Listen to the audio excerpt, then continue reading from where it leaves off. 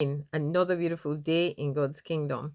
Today we continue to take a look at the book of Esther, and we're in Esther chapter 1. And let's jump into this conversation that the king is having with his princes or his nobles in verse 15. Esther chapter 1 verse 15.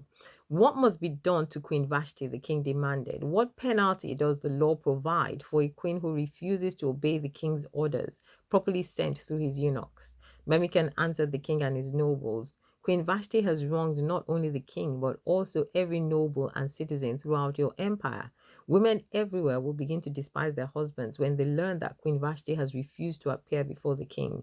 And before this day is out, the wives of all the king's nobles throughout Persia and Media will hear about what the queen did and will start treating their husbands the same way. There will be no end to their contempt and anger.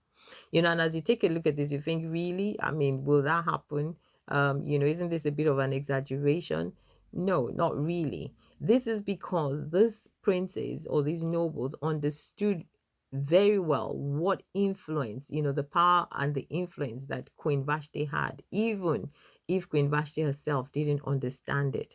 And that is the thing with us as believers, as children of God, that once we claim to be Christians, once we say we're Christians, people begin to watch us, and they don't just believe the words that we say. They begin to see whether the lifestyle we live matches up with the words that we speak. And when they find any discrepancy, when they see anything that just doesn't feel right, they're going to either say something straight away and say, well, look at you say you're a Christian, and they begin to point out the hypocrisy maybe that they see in your actions or in your lifestyle.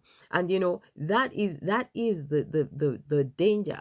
And you might say that, well, I don't have influence. You might say, well, I mean, I'm not a pastor, I'm not a deacon, I don't have a position or a title in the church, so I don't